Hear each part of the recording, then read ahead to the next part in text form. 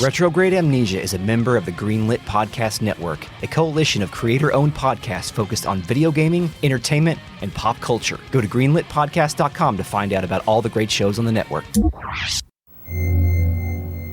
Hey, Eric. Warm it up, Chris. I'm about to. Would you like to go to patreon.com/retroam and support this podcast? You can do that and get early access, bonus episodes, mini-series, join the real net, listen to us live, talk to us during the workday. Would you like to hear some hot sounds that I've recorded? Yes. That might have been the worst one.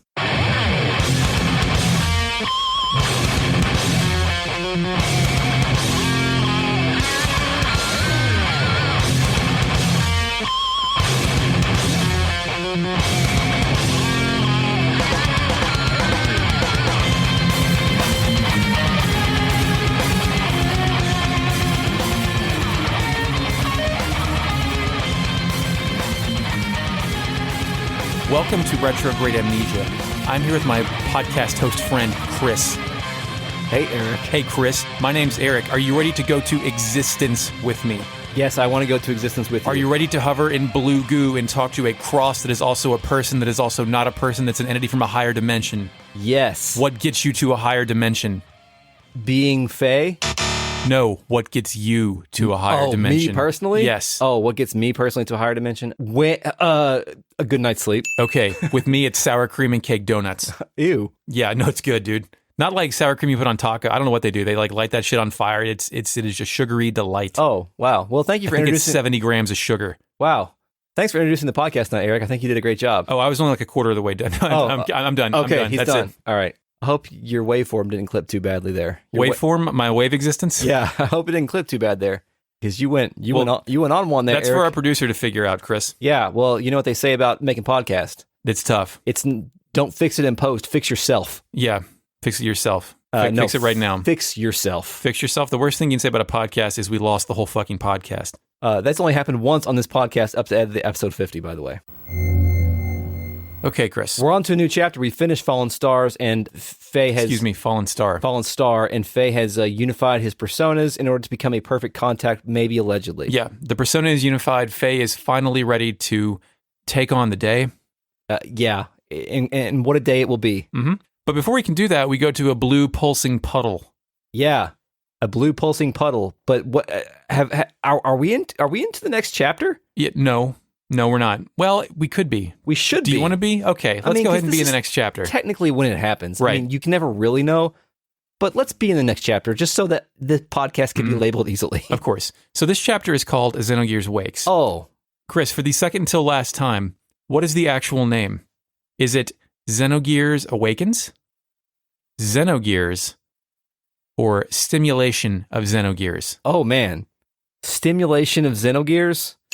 That's correct. Is it? Was that your guess, or were you like talking through it? Damn it. I was talking through it, but wow, I thought you were guessing. Yeah, I was about to say, well, Game corrupted. Xenogears stimulates us, but does Xenogears become stimulated itself? I guess so. I don't choose how you stimulate yourself. If this is what works, if robots can jerk off, then that's what we're going to do. Well, so what is the primary method of communication for this object, for this entity? How does it communicate with Faye? Through his mind? Through save point noises. Oh yeah, through save point noises. It talks with save point noises. Over and over and over again. It's like a glimmer. It starts off with a glimmer and like a ripple of light. It's tough to tell if it's a humanoid or a Jesus cross. Yeah, I think it's a Jesus cross. You think so? Maybe. Is it a Nissan cross? No. It's a Jesus cross. I think it's a Jesus cross. What are its first words? Well, there's a lot. Faye, and then it says, I am Har. Yeah. Do you know what that means, Eric? They fucked it up. It's supposed to say I am Zohar, but the word splitting was off in the localization. Yeah. They according to the study guide at the beginning of the conversation, like the words are supposed to be inaudible and then they're supposed to become audible. So they probably should have said I ... Har and then flesh it out and say I am Zohar, so that Faye can sort of, or that we the readers can understand that Faye is now talking to some existence within the Zohar. And help me arrange this in my brain. Did this moment occur as soon as the unification of Faye's personas? Yeah, I picture all of this happening with all the fourth dimension shit going on, this happens in the split second after this happens before Faye eventually returns to the real world. Yeah. Like, this is a place out of time where you can you can remedy the current trauma through fourth dimensional contact. So if Faye would have shown up here, quote unquote, as a perfect contact, then this would have happened immediately. But because he had to work out all the things that he had to work out, then it is happening now. That's how I read it. Yeah, no, I agree with that logic entirely. I'm pretty sure, given the sufficient data that we have, this is the best possible conclusion. Yes. So this thing says, after it says I am Har, it says it resides in the Zohar. It is the beginning and the end, the first and the last. Chris, what question does this answer? This question answers who was talking at the beginning of the game. Chris is correct. Yes. Because I think we explicitly wondered that in episode 1. Yeah, you can listen to the episode. It doesn't sound great, but we're on it. True. Correct information. We are on that episode. That is where the fake net was born. Initializing fake net. Born, I am eternal and not bound to the laws of fleshly mortality, human. Yeah. So it is important. So yeah, I think that now we kind of know, because we know that the Zohar is a power mechanism for Deus, and Deus was on that ship, and somebody was being talked to through the Zohar from this thing that we're talking to now. Yeah. Faye calls it God. God? Goddamn. Is that you, God? Is that you, God? It's me, Faye. And then the thing responds and says, God, some would refer to me as that. From a certain point of view, it is right to view me as such. But at the same time, I am not. I am also part of you, which is a very Gnostic way of thinking about God. That is also answering a question and also not answering a question. Yeah, that too. It's, when someone asks you a question and you just ask them that same question back, it's like, well, no, I was looking for information. I wasn't trying to think about myself. Yeah. So it says it's defined by how people observe it.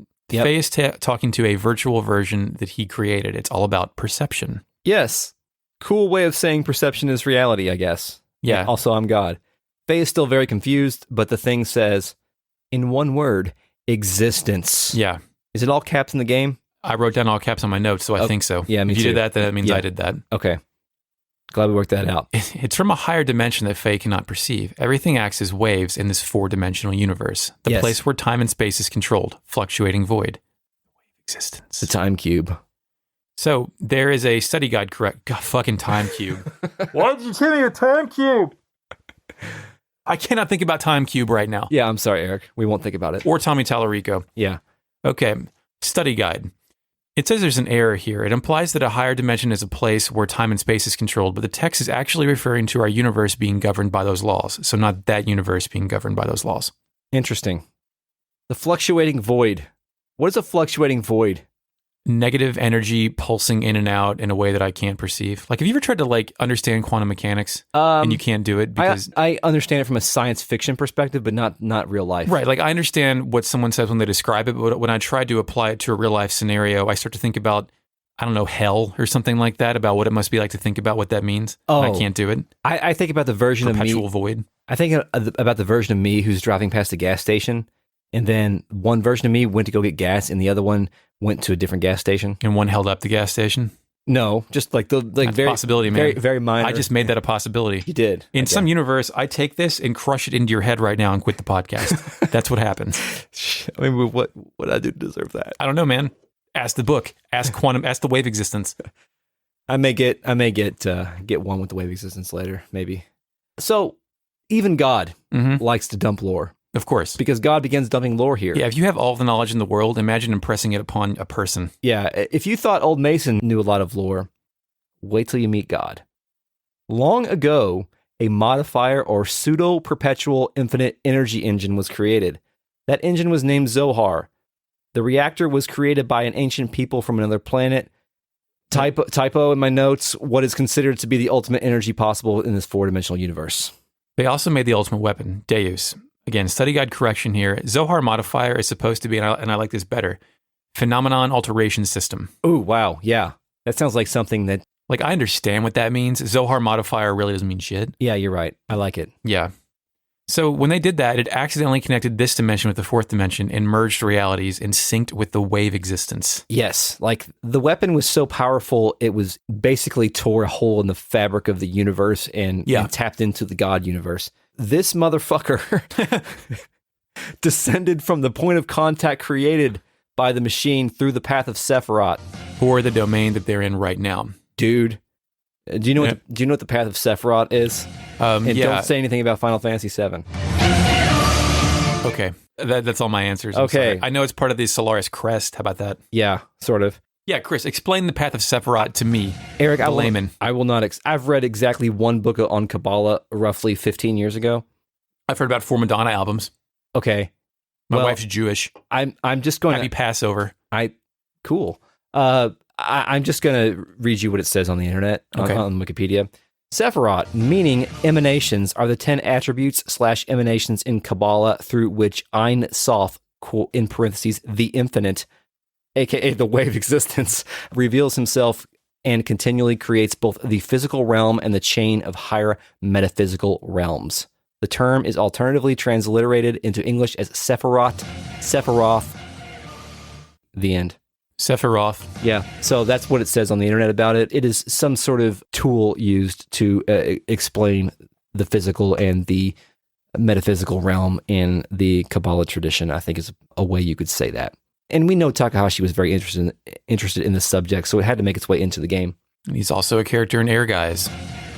Didn't talk about Final Fantasy VII. Thank you. Oh, good job. So, after it advented as a verb into this world, it had to materialize its form into a modified engine. It became bound to a Zohar, the cage of fleshly existence. Yes, 2 terms I love here, advented as a verb. We heard that from Seitan way back in the Nissan Cathedral when he was talking about the path between the 2 angels and fleshly existence, which I think we talked about the word fleshly recently. Yeah, one of the Gazel members, something Deus being resumed back into existence. Yeah, it's kind of... So, before we move on, can we get a quick inventory check here with what the fuck is happening? Yeah. So, in layman's terms here, don't mention the irony of me saying that. I stopped myself. Thank you.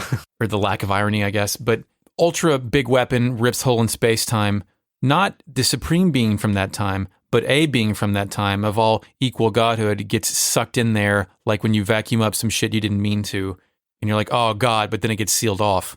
Yeah. And now this thing is existing in our time and is struggling to find ways to interact with things in this dimension. It needed a way to manifest in this dimension. Like, it can't exist here because this is not a 4th dimensional oil and water type shit. Yeah. Okay. Yeah. So it needed a way. It needed somewhere to hang out until it could get back, until it could get back to where it got to. And by the way, when you were using your vacuuming analogy, when you suck something up and say, "Oh God," I thought that was funny because the Deus weapon system literally sucked something up and said, "Oh God," and it was God. It was God. Which is kind of funny. I mean, it's like a cat toy or one of your kids' toys. You're like, oh shit, now I got to take this apart and get the thing out. That reminds me of some things I saw about how reasons people don't have Roombas that have pets, because if the pets vomit or shit on the floor, oh yeah, the Roomba will just fling it around everywhere. And I never thought about that. No, I have a Roomba but no pets, so it works out, except children. My cat would fuck that thing. Okay, so are we clear with maybe what this is right now? Yeah, I think I understand it now more than I ever have. Okay, what does this thing desire to do more than anything else? Get back home? That's right, return to its own dimension. And to do that, it has to reverse the process and must be released by the one who instilled it with a special feature of this dimension, which is the will. A mother's will? It has, yes, this thing was given a mother's will by the person who initially made contact with it, which was Abel. Yes. On that ship, on accident. Yep. Everything happens for a reason. Those reasons are often accidents and circumstances. Yes. This happened in anime when Abel came into contact with the engine and a girl in a tube flashed by. Yeah, it wasn't Emeralda. It was Ellie. I know, but yeah, Chris is correct. But is it ever explained why there's a woman in a tube? I thought that the woman in the tube was created to adhere to the will, the strong will that Abel wanted to have a mother figure. Okay. So maybe we're not getting, maybe that woman in the tube wasn't literally there the moment he stumbled upon the Zohar. Mm-hmm. It manufactured that? It manufactured that all right, along the way. That's kind of how I understand it. Bear with me here, Oedipus. Okay. The first time we see Miang, and I think the woman in the tube, the mother is usually portrayed as nude, correct? Mm-hmm. So Miang Ellie, mother, girlfriend, did it simultaneously create like a psychosexual desire as well as a desire for a mother, and that the contact has to manage those two desires? Or is that just a coincidence that it's always a naked lady? Well, I think it has to manage those desires because the creators of the game think that humans have to manage those desires. True. It's baked into humanity. Okay, I think that's why it's in the game. So that was a natural phenomenon. They chose to exploit it through that metaphor? I think so. Okay. I think. That is an additional point of clarification and not just these people are perverts. Yeah. Okay. So then existence defines itself as the desire to return to a mother. Yes, that will is Eliam. Yes. Eliam is that part of the will. Yes. The wave existence will was incarnated through a biocomputer, which was vital for Deus. When it combined with the wave existence, the bioplant generated a central element. That element is Ellie. So that's what makes me think that like instantly, as soon as like the wave existence made contact with Faye or with Abel, at that moment is when Ellie was generated. Yeah. It wasn't there when he stumbled in. This is before pre-Miang separation, or is this after? It has to be after, right? Because that separation doesn't happen until the crash. Yeah, that's true. Yeah, so this thing's will was Ellie. And its power, I think it specifically separates these two things. The will goes to Ellie and the power goes to Faye, or Abel at that point in time. As a result, it waited to unite with Faye, here, the perfect contact, in order to achieve what it wants to achieve. And then it says, my only remaining desire is to break this cage of fleshly existence. In order to do that, I must become perfect by combining with El Hayam as well as my other split physical form, Deus. So the physical form stayed in the Zohar, and that is Deus? Or is... Deus is kind of this thing's physical form because Deus is powered by the Zohar. And this thing is trapped within the Zohar. Gotcha. It's basically saying, in order for me to be freed, I need you to kill a boss. Yes. Is basically what we're setting up here. The physical body of me to allow me to ascend. This is very, very explicitly playing on the Gnostic thing about the demiurge, the false physical god that governs over the physical world versus the metaphysical true god that you know within yourself. Like the wave existence is one, Deus is the other, and it's playing on those Gnostic systems right here to set up a boss battle. Yeah. So at this point, Chris and I saw a movie in theaters together once called Vanilla Sky. Julie. I swallowed your cum. That means something. Popular Tom Cruise film, Cameron Crowe. At some point when that movie was going crazy, we were sitting in front of this bar at the seats, and Chris leaned over and banged his head on the metal rail over and over. I don't have memory of this. I do, because I watched you do it. Okay. And I was wondering if little Chris did this with his bed rail. Like 5 years earlier or something? No, I don't think so. Okay. It was probably just for effect. Yeah. Speculative. Yeah. So it needs to destroy something which can only be done at the hands of the contact. Yeah. Thus is why it's seeking out Faye. Yeah. In order to release Ellie, he needs to destroy the system that serves Deus. So is this being set up as a reward tier to get Ellie back? By reward tier, do you mean Patreon or Scientology? Scientology. Okay. They need to clear her out. Electronic. I don't want to go to Scientology. Yeah, let's not. Faye, of course, is very concerned about Ellie's fate, and I think this is kind of what you're getting at. Like, I think Faye's concerned, like, if I destroy Deus, am I also going to destroy Ellie, right? I would really like to have my girlfriend, and I'll do your bidding, God, but I don't want to, can I please have my girlfriend? It's like Milton with the stapler. Like, that's kind of really all he desires, no matter what the outcome here. But interestingly enough, as a weapon, Deus desires a different purpose. Like, it actually doesn't want to be a weapon.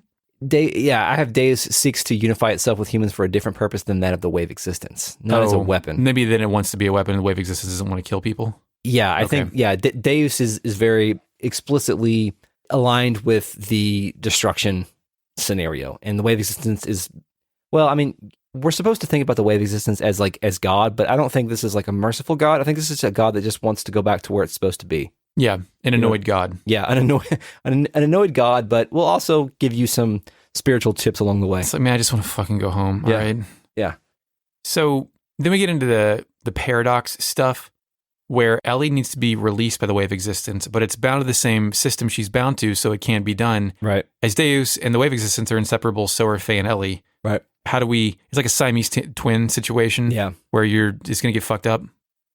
Yeah, it's quite the pickle, but I think that we get some resolution in terms of how this is going to happen. Oh yeah, how's that? Before the resolution, the Wave Existence tries to apologize a little bit for causing the trauma in Faye's life. Like, you exist because of me, the Wave Existence. So Faye doesn't accept an apology from God. Like, how fucked up does your situation have to be to get an apology from God? And then Faye doesn't accept it. It's like, no, man. He's like, no, I accept the blame myself, which I don't. Well, that's part of his arc here, is he's learning to take responsibility. But this is the one situation where he doesn't need to take responsibility. No, yeah, like, you were born into your circumstance, and it is what it is. Like, yes, if a higher being is going to apologize to you for that, then you should accept that apology. But you can also, instead of accepting the apology, he accepts the robot. The Wave Existence understands Faye's existence and says, to liberate all of us, use Xenogears to destroy Zohar. And it's all broken out with ellipses. Yeah, a lot of broken up ellipses, and the save point noises here become faster. Like, they start to pulse upward, kind of like they did when we were acquiring the anima relics. Yes. For Rico, who's a character it's in this game. So whenever somebody wants to meet God, they usually don't get to ask all the questions they want. Yeah. Which is exactly what happens here. Yeah. When the thing pieces out and says, the system is awakening, ask her later. Yeah. I wrote down something about asking her later as part of my notes, and I thought that it was a reference to me needing to go and look something up that I missed here. You're going to ask the fake nut? And I couldn't find it when I looked at the script, and I was like, wait, okay. Then we get a save point. Yes, and what's unique about the save point is Faye is a solo party, indicating that we're going to fight something up here and we're not going to have any help. Yep. But guess what? We don't need help. We don't need any help because we have a new gear. Yes, the id gear blings into a Gundam.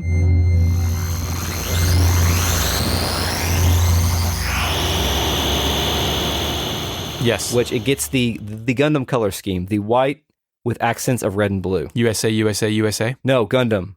USA, USA, Gundam. Patriot. Montreal Expos. Dad! Yes, as its gear transforms into Xenogears. Yes, it is Xenogears, and he screams Dad, and the hatch opens, and he runs out and goes inside of Khan's gear, and... Khan's gear's radio's on. It's playing Tears of the Stars, Hearts of the People. Yeah. I thought the only track in the soundtrack that existed in the physical Xenogears world was Faraway Promise. Are you saying that Tears of the Stars, Hearts of the People also exist on the radio? Yeah, totally. Okay. Absolutely. That is now canon. Okay. Khan remarks that Faye, you've returned to your own self. My shitty dreams of you being neurodiverse are now over with. Mm-hmm. Now you're my normal son. Finally, I may rest. Faye apologizes. Yeah. Khan says, pain is good, after all. You and I must. And then it kind of flashes as something else happens. More blinging occurs, and he blings into Grahf. Yeah, like he flashes into Grahf. This is super awesome. He lifts Faye up by the throat. Yeah, he goes full Undertaker. Yeah, full Undertaker. Like, even though this is a villain thing and I'm Faye, I was like, fuck yeah. Late game heel turn again. Didn't see this shit coming. No, I thought Grahf had been resolved at this point. Yeah. No. Yeah, that's cool. It was super cool. And instead, the radio changes to something else. Yes, it's Grahf, Emperor of Darkness. His elbow hits the preset. Yes. The Grahf, Emperor of Darkness exists in our world, of course, as part of this video game soundtrack, but it also used to exist as a ringtone on my Nokia phone. Oh, man. That has a long delay before it actually starts, though, right? Yeah. So that's why I wouldn't answer the phone. Ever. I think when Mark made the music for our podcast, we gave him the Tim's music, Grahf, Emperor of Darkness, and Night of Fire. Oh, cool. And he picked the Tim's music. Well, I'm glad he did. Trivia, yep. So, Grahf required a body that would tide him over until Faye's true awakening. Despite Faye's progress, he couldn't have known that this was the case. Does that make any sense? No, it doesn't. Right? Khan's ego is too strong. Yeah, so, I mean, right now, kind of, what we're dealing with is Grahf, Khan, and Wiseman are all kind of the same guy, which is like a triple threat that we didn't necessarily see coming. And Lacan. I mean, and Lacan, right. There's just a lot. There's a lot. Four people in one character sprite. Like we alluded to at the end of the last episode, like this is a Darth Vader situation, but not really. Yeah, it's as Darth Vader was also Obi-Wan or some shit. Yeah. So Grahf says that Khan and Wiseman were parts of Grahf, but he couldn't hold on to Khan totally.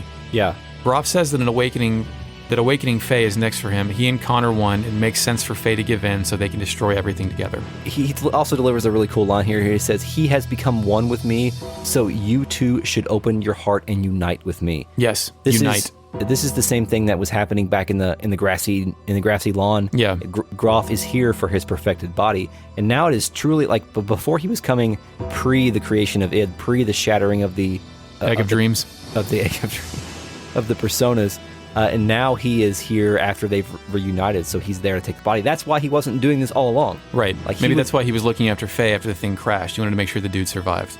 Yeah, and that's why he was. Remember when he shielded Ellie from the blast during the Kislev sequence? Like Ellie can't die. Like if Ellie dies, then the contact cannot become perfect. So my dude isn't turning around or altruistic. He just needs to preserve the physical existence of this person. Yes, exactly. At any cost, Yes. until it's ripe. And guess what? It's ripe now. Now he's foaming at the mouth. He is, but for some reason that I don't think that we'll ever know, Faye is able to phase himself out of the gear with chi or something and go back to Xenogears. He's hovering in the air in a glowing white ball between their two gears.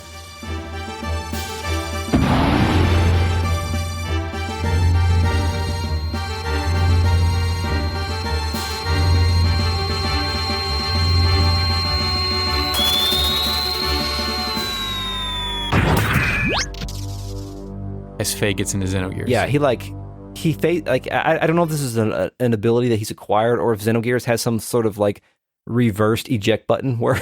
Well, yeah, I mean, this is, with Khan's gear and Faye's gear, we now know what the cockpit opening noise is. Yeah, that's true.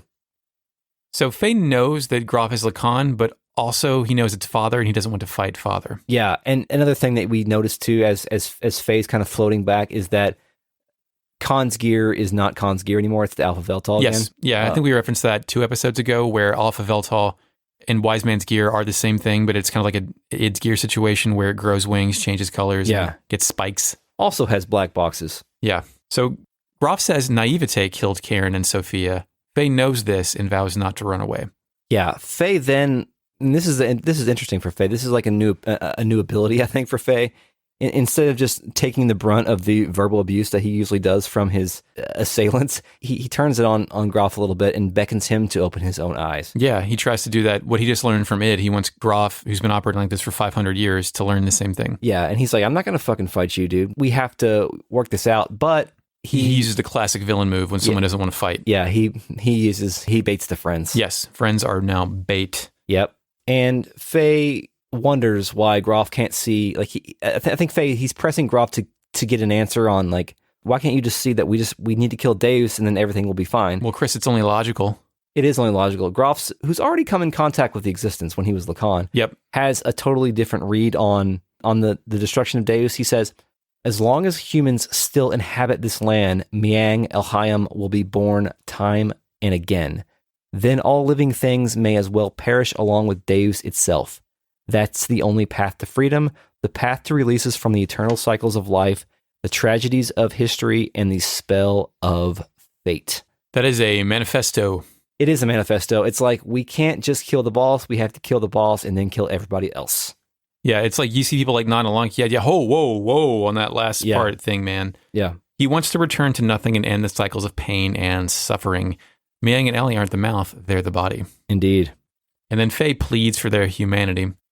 Yeah, he says even Ellie and Miang, who are parts of this system, are human. They have humanity. He references his mother's sacrifice, and I don't think he outright says it, but I think he's thinking it. He's thinking about how Ellie, throughout all of her various lives, did a human thing in doing these sacrifices, and in sort of in a weird way, by doing these sacrifices, has delayed this moment up until this particular lifetime, because this can't happen unless Ellie is alive. These are the citations you need when you fight a logic lord.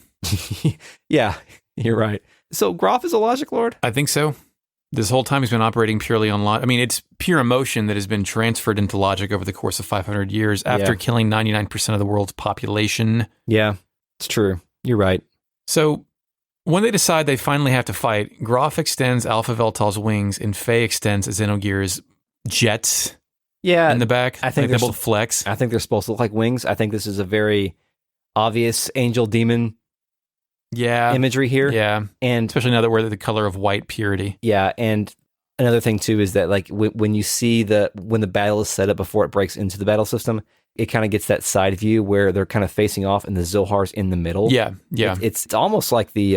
it's not offset anymore. It's in the middle. Yeah, and it's almost like the statues in Nissan a little bit. Like, but this is not like... Oh, yeah. Good pull. This is not like a complementary... Yeah, it's not masculine, feminine. It's hero, villain. Yeah, this is a angel demon situation. The time has come to truly become one.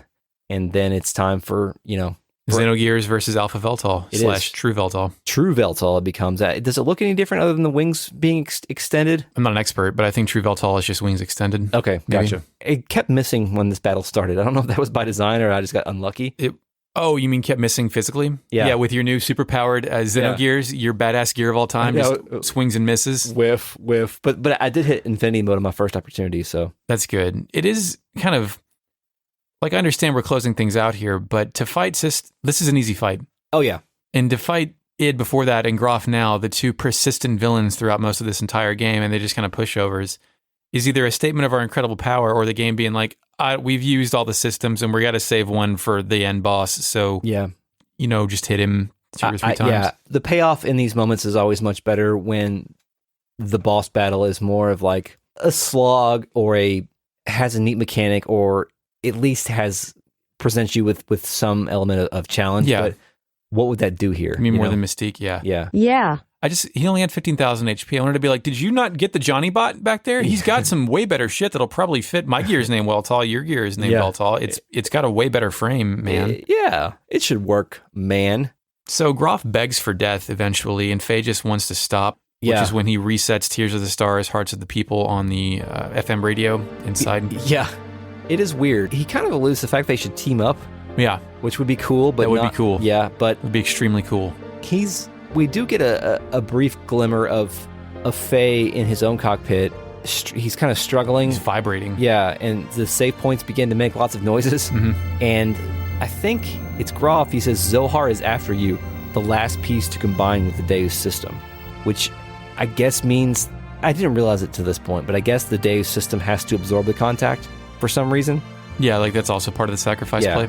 I guess. But also the contact is the one that can defeat it, so there's kind of a very thin line into which side wins. Where's here. The path to success? But yeah, the True Weltall starts to step back towards the Zohar, and Grahf says, this is what Lacan wanted all along. After all, I'm an imperfect existence. Then he goes on to explain that Lacan's imperfect secondary contact with the wave existence split his personality in two, which maybe is why we saw that id thing, the id sprite way back when. And you look confused. You okay? I'm just once again thinking of I wanted the big robot game, and you just said imperfect secondary contact. Yeah. Just trying to absorb it all. Yeah. As I sit here and re-go over it for the third time in as many days in my head. When the original body died, he transmigrated, being the Lacan existence.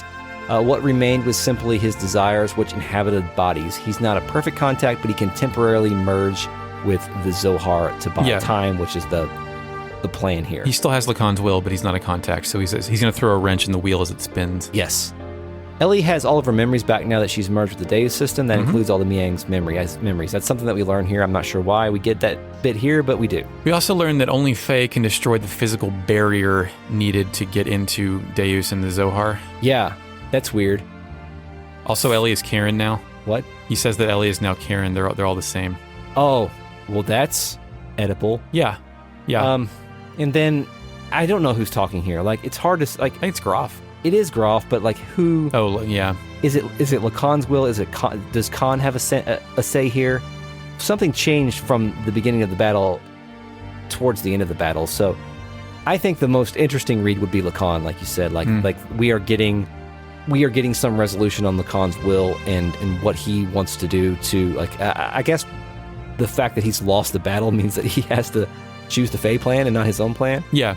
He's this is his last play. Yeah, Faye, cut away all the binds on mankind. And then, I'm begging you, Faye. And then it kind of leans backward towards the Zohar and fades away with the Weltall. And then Grahf is gone. That's it. That's it. And then we get to the funniest scene in this game. Yeah, go on. Bart and Sidon, it's the back to the battlefield. They're just watching all the shit the entire time, which to me reads as hilarious. Yeah. Is they're just like, oh, like, you know, like a little kid going back and forth watching a boxing match where like all the id shit happens. And then Faye blinks in and out of existence, comes back with the world's supply of knowledge, and then fights Grahf, who he also just demolishes in his brand new red, white, and blue gear that is also id's gear. Yeah, it's a lot, man. And they're just watching this. Like, I imagine Sidon is kind of like, oh, of course. Yeah. And Bart's like, what the fuck? We hear the pendant sound. Of course. Why wouldn't we? Yeah, of course. We have to hear it now. Faye doesn't know if it's Sophia's or his mother's. He finds it on the ground. Yeah. And we got to go. Faye apologizes. He does? I wrote down Faye apologizes and said they need to get going. There's little time left for the planet. Imagine watching all of that, and then that's the only thing Faye says to you. Yeah. Listen, there's little time left for the planet. Yeah, you got to think about like the perspective of the party members here is that they didn't see any of this dialogue. They didn't see any of this interiority. It was basically just Khan and id fighting. And then all of a sudden, the Khan gear became Alpha Weltall. Yeah. The id gear changed colors. It beat its ass. And then Faye's like, all right, sorry about that. What's this pendant? Okay, we got to go. Imagine like watching Khan strangle it and save the day, and then Khan just morphs into Grahf. Yeah. It's like, fuck. Fuck. Again? What? Yeah. Hey, Lassie, what are you doing here? Timmy's in a well. Sequelcast 2 and Friends is a podcast looking at movies in a franchise, one film at a time, like Harry Potter, Hellraiser, and The Hobbit. And sometimes the hosts talk about video games and TV as well. And now it's part of the Greenlit Podcast Network. Oh, Lassie, we don't need to rescue Timmy. He likes the well enough, I guess. Darth Vader is Luke's father. Lassie, I told you to lay off the spoilers. In this quarter on the Greenlit Podcast Network, Chris Sims and Matt Wilson. And in this quarter, VHS oddities, confusing animation, and modern not-so-classics. Plus snacks, movie fighters. We watch movies and beat them up. So, next scene. Are you ready for the next scene? Let's do it. I just remembered all the things that we're going to talk about now, and I just wanted to throw up. Omen's playing. We're on a cliff. Sidon, Bart, and Faye. It's a lot of green, a lot of metal artifacts sticking up out of ground. Yeah, I wrote down the tail end of a spaceship computer that is compacted into the ground. Yeah, the location is later called the Genesis of Humanity. Yeah. By the way, guys, this is the Genesis of Humanity. This is a really interesting turn in terms of the way the game explains lore, because out of nowhere, now that he has infinite knowledge of all of humanity's timeline, Faye is now the explainer of lore. Yeah, Faye is now the one telling us what's up. Yeah, and he tells us this is where humanity is born. The mother of humanity was born here, and that mother gave birth to Cain and the Gazel. Yes. The replicas of herself were to be the caretakers of humanity, the subject and the complement, Miang and Ellie. Yeah, two selves, the human and the weapon. Jesus. So, by give birth, do you interpret that as actual human birth, or through some kind of cellular construction gave birth to Cain and the Gazel ministry? The latter, I think. Okay. Because with the whole mothering stuff going on here, I don't know if what's going on with all this stuff. Like, can she asexually reproduce into, I don't know. Yeah, it's interesting too. Faye he's referring to himself, but not just this current iteration of Faye. He's referring to himself as all iterations of Faye throughout time and history. And he calls himself the sole survivor of the colony ship. Abel. Yes. He met Ellie and everything started from there. Faye calls this the land of Genesis, Cadamoni, which we've been pronouncing as Cadmoni, which is our friend's Twitter alias. Our friend on Twitter and patron Cadmoni does not have the O in his name, so I think that's why we all like. I think that's the proper. His presence has superseded the canon of the game because he's so knowledgeable. Yes. Yeah, but this is the place. I think the term Cadamoni refers to the term Adam from the Bible. Oh, so one of their tie back there. Yeah. So who speaks next? Bart. Bart asks why Faye has all these shared memories, and Faye says humans do not have the ability to store memories in their introns. I looked that up. Do you want to know what an intron is? Yes. I thought they just made that shit up. I was like, great, invent another word. No, Chris. Intron, a segment of DNA or RNA molecule which does not code for proteins and interrupts the sequence of genes. Oh, thank you. You're welcome. Eric. Ask me how that applies to Xenogears. How does that apply to Xenogears? How should I know? Yeah. Okay, maybe the fake net will know. Initializing fake net. I took the advice of Nate Dogg and got high as shit. I can't do that right now, LMAO. But I mean, I kind of get it, right? Yeah, Faye explains that he, Miang, Ellie are different because of the wave existence or the Zohar's ability to change possible phenomena. So imagine you're Faye and someone asks you a question you know the answer to. You know what your default response is? Oh, that's because of the wave existence. Oh, cool. Oh. Yeah. You, the fourth dimensional being who yearns to return home, who's a weapon. Yes, I understand. Thank you. Oh, that's a lot, man. So, The camera pans up to reveal something in a green liquid tube at the top of the wreckage. yeah, we've seen this before in the anime a little bit. And there might be something inside of it, but I think it's like a carcass, maybe. Yeah, it's described as the form from when Ellie and Miang were still one being. This Yes. is the first woman of our world. So, is this the thing Abel saw or hallucinated, or is this the actual purple-haired person from the opening that we saw preserved in this liquid formaldehyde casket, like the original Miang body?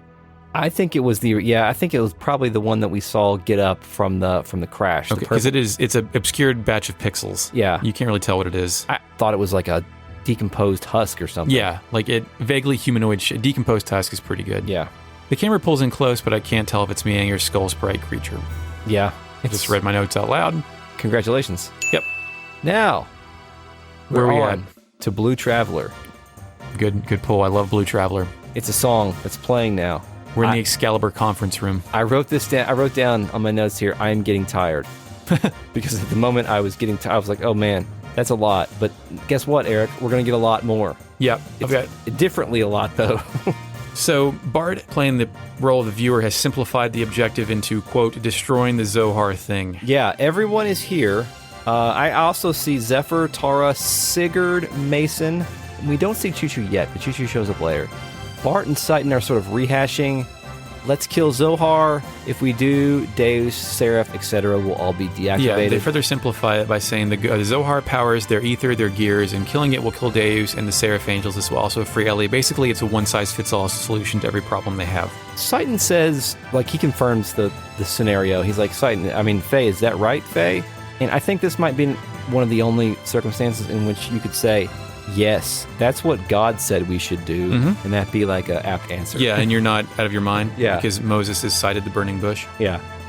So everyone tries to figure out what the Seraphs are, which are absorbing all kinds of people regardless of their mutation status, because this is the opposite of what should be happening. Yeah. Ellie, or someone with unique will, is jamming Deus's process somehow. Faye's solution to this is boiled down to who gives a shit, we have to fight it. I agree with you. I agree with you, Faye. As do I. Zephyr, go ahead. Rico. Do you have any Rico notes? I have a Rico note. Hit me with your Rico. Well, after Citan says the downside is that they are going to, once they destroy this thing, they're going to lose all their robots and magic. Yes. Because once you destroy Deus, their path towards the Zohar to use ether abilities and pilot gears through the slave generators is going to go away. It's like an EMP after a nuke where electronics don't work anymore. Who cares, Citan? If we'll be fine, right? This thing's going to kill us all anyway. Anyway, Rico asked for the lore about the Seraphs.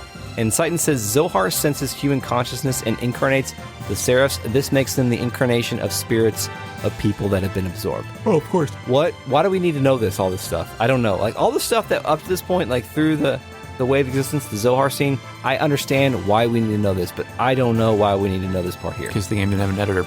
Yes. Zephyr states they are in the secret battleship Excalibur, which was secret. Yeah. Okay. Full service military is available. There were 2 of these. What happened to the other one, Chris? Sophia crashed it into the Merkava 500 years ago. That is correct. This Merkava has a big cannon and a force field, which is proving difficult to overcome. Yeah. Faye hits a wall. Sigurd speculates that Seraphs have the attack power of Omnigears. Yeah. Bart says they can regenerate. So there's our nanomachine fights that we're anticipating, right? Oh, yeah. How the fuck do we fix this? We hit a wall here. Yes. By the way, we can't beat them because they have nanomachines. Son. But guess Who what? shows up to save the day again. He's back. Tara Melchior, he was actually already here. He's been here the whole time. He says, don't worry about it, friends. Yes. He's obtained some data from Xenogears, the gear, not the game. Yeah. he has he has decoded the source code and understands how to beat the boss. Yeah. We're almost there, dude. He's also he's modded our gear so we can fight Seraphs. So, hey, another secret upgrade that we don't actually know because it's not reflected in our stats. Yeah, and I don't think it'll ever be reflected in the mechanics of the game. No, it won't. But it's just that we can beat the bad guys now. Chris, guess what else he has? What? A disassembler device. Oh, what's that? It's the opposite of nanomachines and destroys matter. Oh, cool. Yeah. Great. So, the opposite, man. So Citan pops in with some analytics. Analytics? He's analyzed, well, not analytics. He's A battle map? with some analysis. Okay. He's analyzed the gun and decided that it takes that massive cannon on Merkava. It takes 1.2 seconds to reload. The barrier regenerates in 1.87 seconds. Oh, that's great to know. Titan's text runs off the screen. Is he showing us the battle map at this point in time? I think so. Yeah. Maybe some diagrams of some sort. He's been waiting for like 47 hours to do this Yes. because he hasn't had time to plan a battle since like way back during the recapture Ave sequence. Mhm. Remember when this game was about geopolitics? Yeah, and shoot 'em ups to get Vanderkamp's spider gear off the map. Yeah. Yeah. Bart's got an idea though. Can I talk? I was so happy that Bart had this idea for you. Bart's Please. idea, like Bart finally, he's like, I have not had emphasis on the plot in a long time, but now I'm here. Bart says we can use this fucking thing and the Yggdrasil 4 because they also have barriers. Is Bart's idea to fucking daisy chain the shield generators and create a 40-second barrier instead Yes. of a 20-second barrier? Each generator has 20 seconds of time, Yes. so he wants to make 40 seconds of time. Like, It reminds me of Jay from Silent Bob, him trying to solve problems through like weed logic that somehow holds up. yeah. Okay. We look at some electronic diagrams and Bart continues. Yes, via the battle map, he says that the plan is to have the giant robot surf on the giant spaceship while holding those fucking nukes we saw at the mass driver facility for propulsion. He wants to mount the goddamn giant robot they just got on top of the battleship they just found out is real. Yes, and Chris, do you know about aerodynamics? they're using the... You can't mount a giant fucking robot on a sword-shaped ship and expect it to maintain airspeed. Yes. I guess that doesn't matter. Also, he wants to use the nukes that we saw in like one JPEG. Yes. Yeah. Which They're were still great. there. They're Yeah. still there. He also wants to put the mass driver rockets on the back for propulsion. Yeah. Great idea. Just MacGyver all this stuff together. Yeah. Those are very explicitly those nukes in that JPEG on that one scene that we saw for 45 seconds in this Yes. game.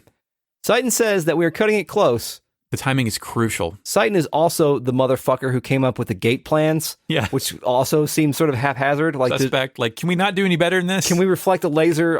Fucking all three mirrors Yeah. across? Faye and friends will hold off the Seraphs while all this shit goes on. And during this section, I noticed that Choo Choo was sitting in the battle station, like in the captain's chair. That was really good. Yeah. I like that a whole lot. Sigurd is supposed to fly the Excalibur. Yeah. The Choo Choo. I bet somebody just dropped Choo Choo there and nobody noticed. Kindly enough, Bart does ask Zephyr for permission to take Shavat's only remaining battleship. And I think it's great that it is extremely Bart to find out about the world's most secret and advanced battleship and then find a way to destroy it. Yeah. Yeah, that's true. Very on brand. Yeah.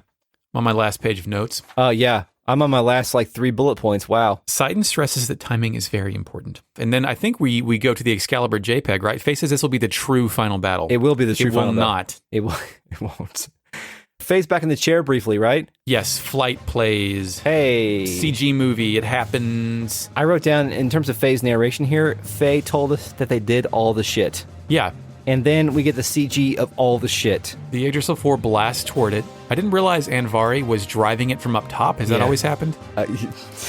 Has it always happened, Eric? I don't know. I don't know. It blasts off the hole, lands on Merkava, then slices it with a sword, ejects, and then Excalibur blasts into Merkava. Yeah, like all the things that they just explained in that last scene happen in a, 45-second CG scene, and it's kind of awesome. It's kind pretty of cool. good. It's really cool. It dips back into the mecha masturbatory space, but I like it nonetheless. It's good quality CG. It's better than the slow-moving parts of the Final Fantasy VII CG. Like, this actually has some direction to it. Yeah, like finally, we're back to the robot game.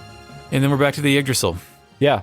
Something went wrong. There's alarms. Yeah. Citan thinks there was a miscalculation and repeatedly blames himself. Wow, that's new. The explosion was too... Yeah, right? The explosion was too big and caused a secondary explosion as my cat tires of all of this alarm noises and runs upstairs. Okay. Yeah, I can see that. He just shut up and was like, fuck this. Something is happening at the center of Merkava. Yes, then we get another CG scene of a giant stone angel wings emerge. Boy. Yeah. Yeah, it's like a mutated... It's like it explodes out of it as liquid, but as soon as it hits oxygen, the stone angel demon thing nuclear shockwaves the entire planet and then solidifies. Yeah, I like your description better than mine. It just says that it does a laser beam thing that turns everything to dust. Yeah. But that's also true. Yeah. So the Earth takes some damage here. Then we get a new chair. Then we get a new JPEG. Yeah. Faye with the chair. Deus has reached its final form. Yes. Shavat the Wind is calling plays for some reason. Merkava was just the vessel. It was. The real Deus is here, and it started terraforming, because I think that's what the original design of the weapon was. It was a practical purpose. It was to aid mining colonies, right? Yeah. To terraform the planet so they can mine shit better. Ruthless capitalism. They retreat back to the base at the snow field to figure this shit out. There's a base there. Did you know about this base? I didn't. When does this base we say what the base is, or is that a spoiler for the next episode? I was going to get into the base next time. Okay. But I didn't know we had a snowfield base. I didn't know we were on Hoth. Yeah. I guess they decided that they needed to have a... I guess if Disc 2 was a fully fleshed out thing, then this would have been our base of operations on the surface. Yeah. Our home away from Shabbat or whatever, so... Our new stop-in, our new toilet. Yeah, I wonder if there's a toilet here. I guess we'll find out soon. So I know there's a cow. Next chapter is first and last. That's definitely 2, possibly 3, depending on all the side quests and shit that go on there. Yeah, we're going to have to talk through all the optional content, and then we're going to have to talk about the final dungeon, then we're going to talk about the epilogue. The epilogue has its own chapter, too. It's its own chapter title. Probably going to be 3 episodes, I think, but we'll find out. Let's consult the RealNet and see what kind of cool things they have to say. Okie dokie. Initializing RealNet. Eric, what's the RealNet?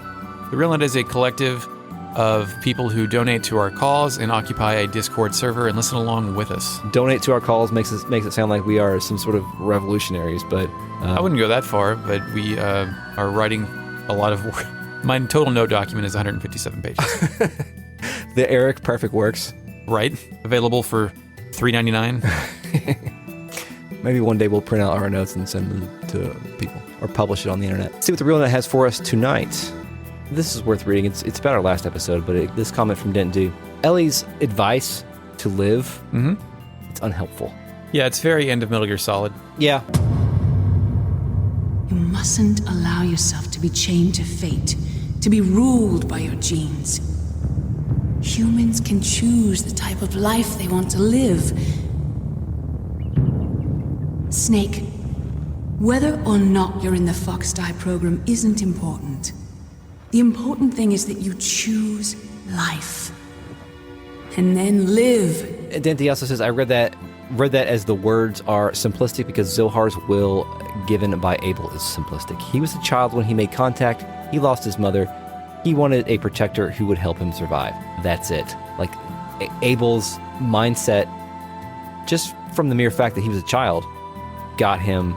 That's why the will was so sort of a simplistic thing. Cliff Racer reads the term live as a shorter way of saying, please try to be happy without me instead of doing something stupid like trying to destroy the universe. Yeah, that's who. Don't fixate on me. Please try to do something else with your life. Get a hobby, start a podcast. Shout out to Alter Impulse for understanding the Time Cube reference. Is that still up? If you know what we're talking about, go to timecube.com, set a timer for 90 seconds, then never go again. Yeah, it's bad. It's not like not safe for work. It's just...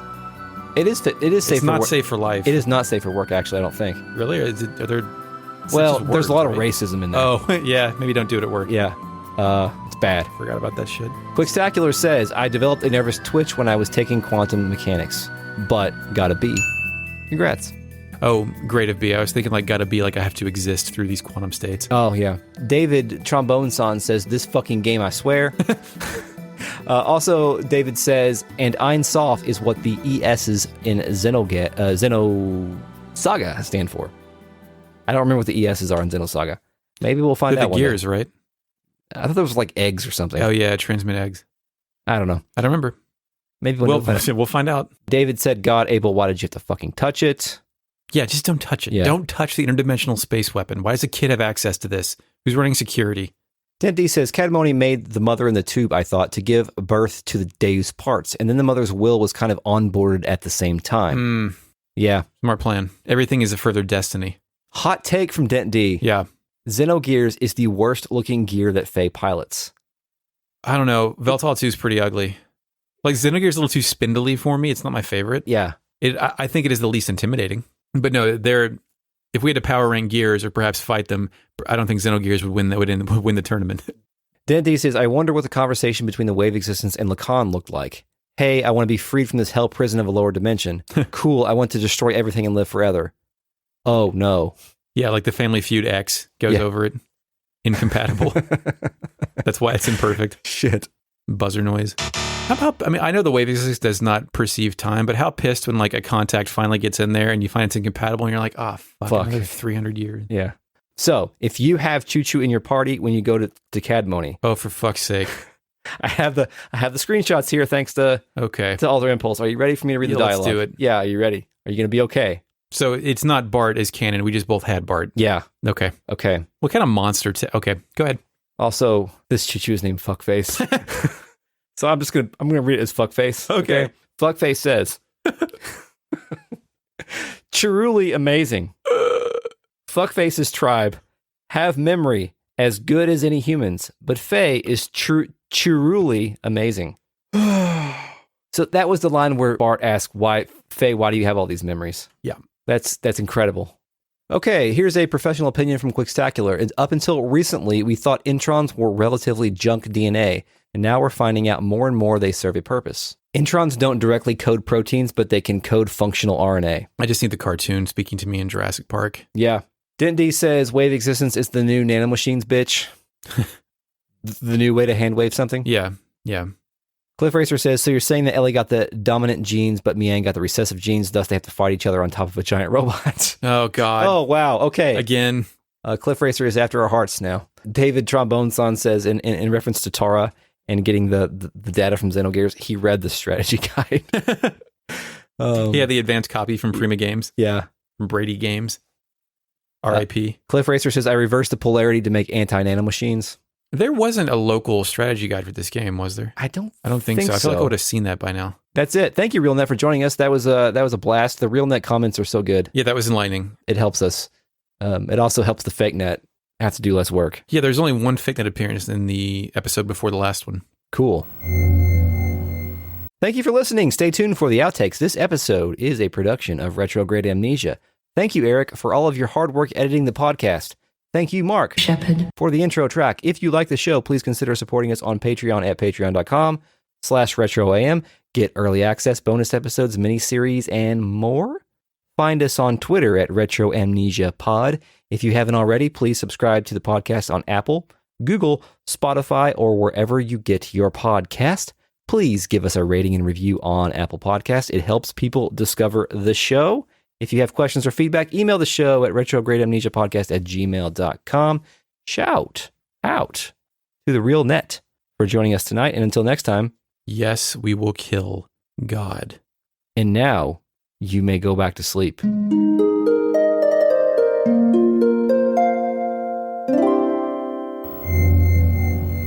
And when you wake up, you might be visited by three ghosts of God from the vacuum cleaner. Chris, make a guess. Yeah. Right now. So Final Fantasy VII Advent Children, they had the Matrix phones that flipped down when you pushed a button.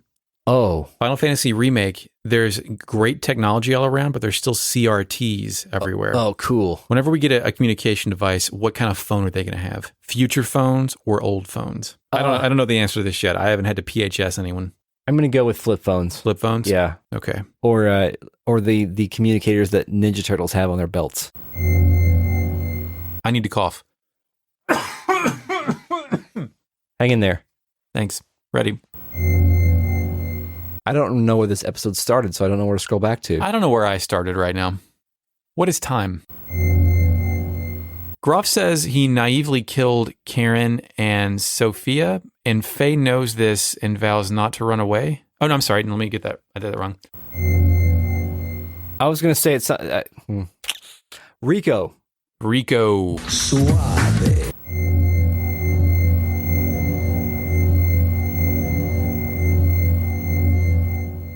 Ooh, wow, yeah. Ooh, wow, yeah. Ooh, wow, yeah. Ooh, wow, yeah. Ooh, wow, yeah. Ooh, wow, yeah. Ooh, wow, yeah. Yeah. Yeah. Yeah. Yeah. Yeah. Yeah. Yeah. Yeah. Wow.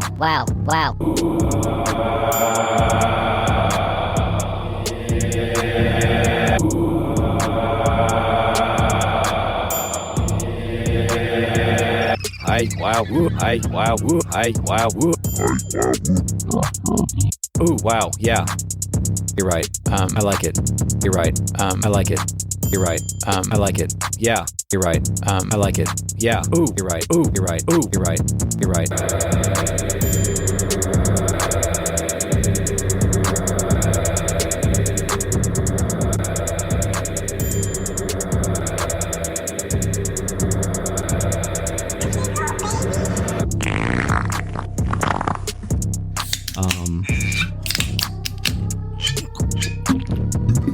Oh, God.